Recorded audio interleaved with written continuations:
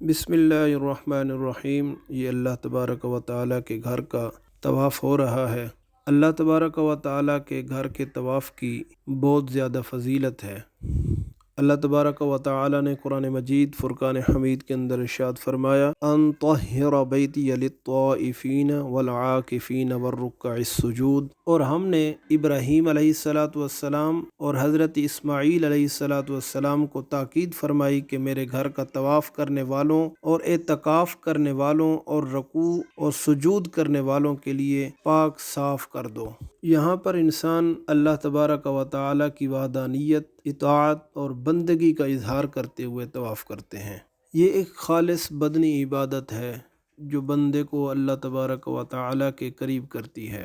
یہ ایک توحید کا عملی اعلان ہے کہ تمام عبادات کا مرکز اور محور صرف اللہ تبارک و تعالیٰ کا گھر ہے۔ فرشتوں کی پیروی بھی، کیونکہ فرشتے بھی اللہ تبارک و تعالیٰ کے عرش کا طواف کرتے ہیں۔ اللہ تبارک و تعالیٰ کی یاد میں مسلسل حرکت بھی ہے جو بندے میں خشوع و خضوع، عاجزی اور روحانی نزدیکی پیدا کرتی ہے۔ یہ امت مسلمہ کا اتحاد بھی ہے، کیونکہ دنیا بھر کے مسلمان ایک ہی مرکز کے گرد گھومتے ہیں۔ اللہ تبارک و تعالیٰ کے گھر کی طواف کی ابتدا حضرت ابراہیم علیہ السلام اور حضرت اسماعیل علیہ السلام کے زمانے سے ہوئی، جب انہوں نے اللہ تبارک و تعالیٰ کے حکم سے بیت اللہ کی تعمیر کی تو اللہ تبارک و تعالیٰ نے قرآن مجید فرقان حمید کے اندر ارشاد فرمایا وَطَهِّرْ بَيْتِيَ لِلطَّائِفِينَ، یعنی میرے گھر کو طواف کرنے والوں کے لیے پاک رکھو۔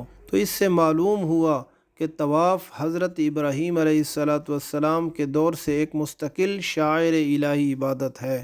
اللہ تبارک و تعالیٰ کے گھر کا طواف کرنے والوں کے لیے حضور صلی اللہ علیہ وآلہ وسلم نے فرمایا جو شخص بیت اللہ کا طواف کرے اور 2 رکعت پڑھے، اس کے گناہ اس طرح معاف کر دیے جاتے ہیں جیسے اس دن تھے جب وہ اپنی ماں کے پیٹ سے پیدا ہوا تھا۔ بیت اللہ میں نصب حجر اسود کے بارے میں حضور صلی اللہ علیہ وآلہ وسلم نے فرمایا یہ جنت کے پتھروں میں سے ایک پتھر ہے۔ جو بھی انسان اللہ تبارک و تعالیٰ کے گھر کا طواف کرتا ہے اور طواف کرتے وقت ایک ایک قدم اٹھاتا ہے تو اللہ تبارک و تعالیٰ اس کے ایک ایک قدم پر اس کی ایک ایک نیکی کو لکھ دیتا ہے، ایک ایک گناہ کو مٹا دیتا ہے اور اس کا ایک ایک درجہ بلند کر دیا جاتا ہے۔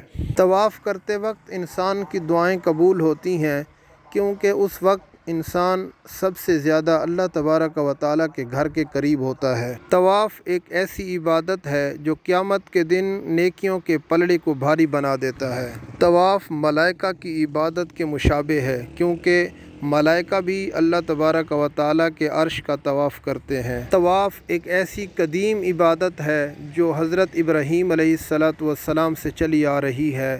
یہ اللہ تبارک و تعالیٰ کی اطاعت، عاجزی اور انکساری اور قربت کا واحد ذریعہ ہے۔ طواف کعبہ کے 7 چکر ہوتے ہیں جو حجر اسود سے شروع ہوتے ہیں اور حجر اسود پر ہی ختم ہوتے ہیں۔ ان 7 چکروں میں 3 میں رمل، یعنی پہلے 3 چکروں میں ہلکی دوڑ کے انداز میں جوش و جذبے کے ساتھ تیز مگر وقار کے ساتھ چلنا ہوتا ہے، اور 4 چکروں میں نارمل یعنی عام رفتار سے چلنا ہوتا ہے۔ رمل کے بارے میں حدیث مبارکہ ہے، حضرت عبداللہ بن عمر رضی اللہ تعالیٰ عنہ فرماتے ہیں نبی اکرم صلی اللہ علیہ وآلہ وسلم جب بیت اللہ کا طواف کرتے تھے تو پہلے 3 چکروں میں رمل یعنی جوش سے تیز چلا کرتے تھے اور باقی 4 میں عام چال سے چلتے تھے۔